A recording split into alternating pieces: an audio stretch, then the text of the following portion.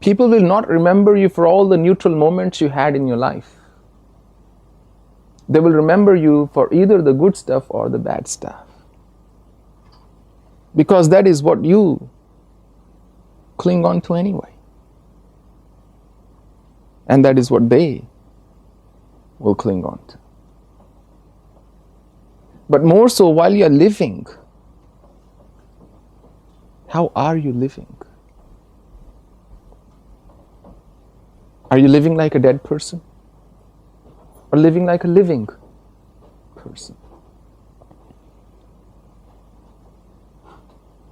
There was a story about how a little bit of right guidance can make all the difference.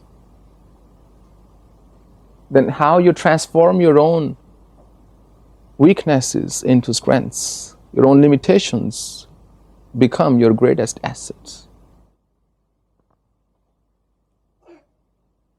There was a young man. He was handicapped physically. He did not have his left arm. But he wanted to learn Judo. This happened in Japan. So he went to this really known master, a well-known person. He said, "Will you accept me as your disciple? I want to learn Judo. And do you think I can?" The master took a look at him, one look,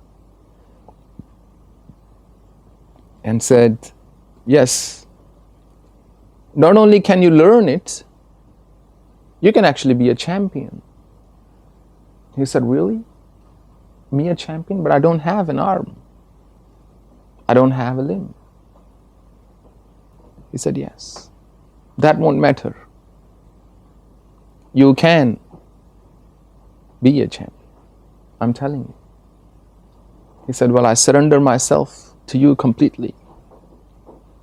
You drive me the way you think it's right."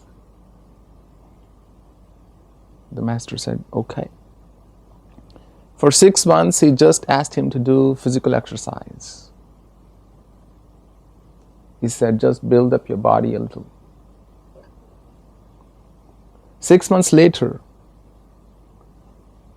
the master said, "Now I will teach you the most critical move you need to know in this sport." And he taught him a step. And he said, "Now for 6 months, day in, day out, you just practice this. There is nothing else you need to do." He thought, all right, that's fair. He did that for 6 months. A year went by. He went to his master. He said, "Now I've really perfected it. I've really perfected the move. So, what's the next step? I'm sure there must be something new you would want me to learn." And the master said, "No. It's not about new stuff. It's not about doing more. You know, this happens in real life as well. You're trying to focus and distractions will keep on bothering you left, right, and center. So we are living a real life today. They will keep on coming. Somehow you just have to know how to filter the noise. Then you only hear the divine sound. Then you only hear what you should hear. What hopefully is good for you to hear. Not just what you want to hear.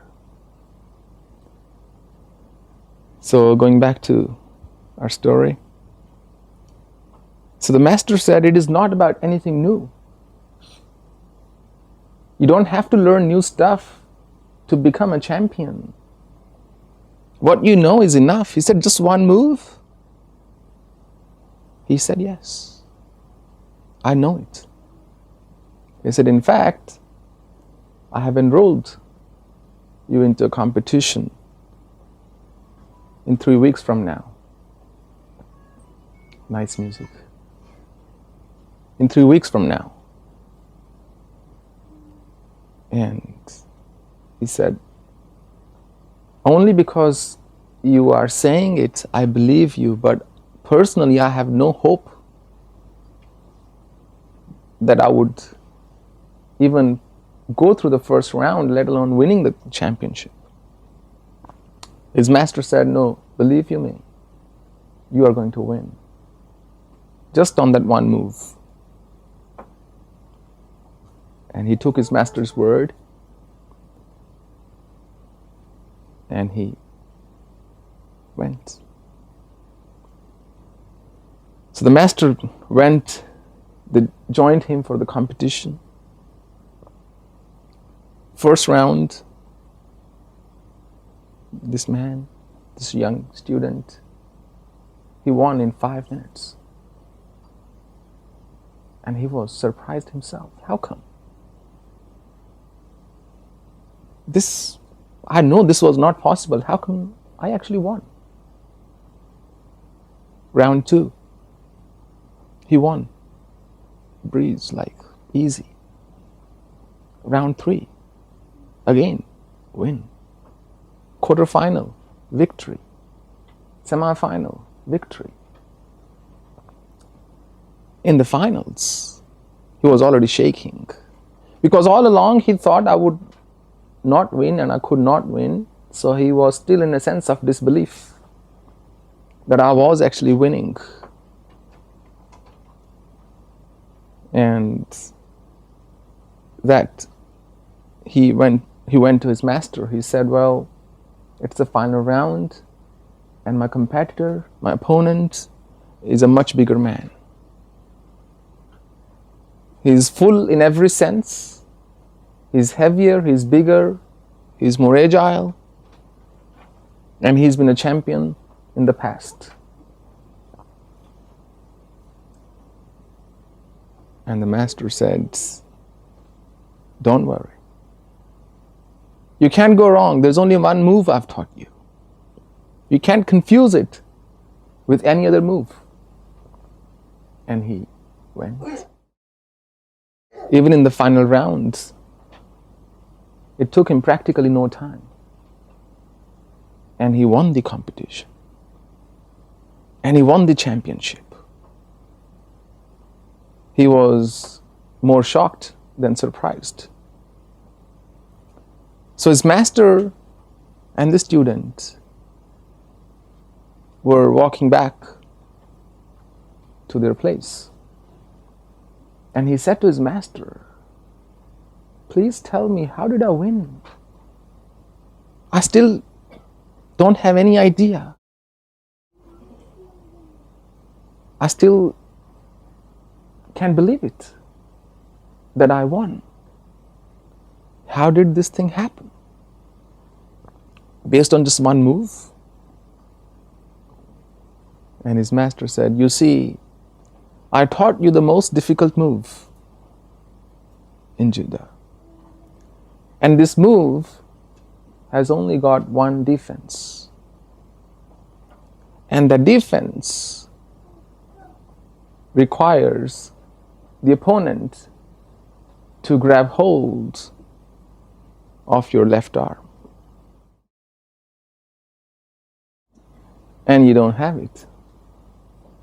So there is no way that there was any antidote for this move. So this was never your weakness to begin with. This was always your strength. When you have somebody objectively examining you, looking at you, they are in a position to see what do you actually need. It is not about new stuff. It is not about doing more and doing more and doing more. It is just about perfecting what we know will work for you. And this is what your mind actually runs away from. It does not want to perfect. It just wants to move on. And the world is so fast-paced that there's a tick list, there's a checklist for everything. So there's a checklist. Have I got this? Tick. Have I got that? Tick. Have I done this? Education? Yes. High school? Yes. College? Yes. University? Yes. Job? Yes. Marriage? Yes. Kids? Yes. Happiness? Question mark. Am I happy? A big question mark. Because you're so busy ticking off items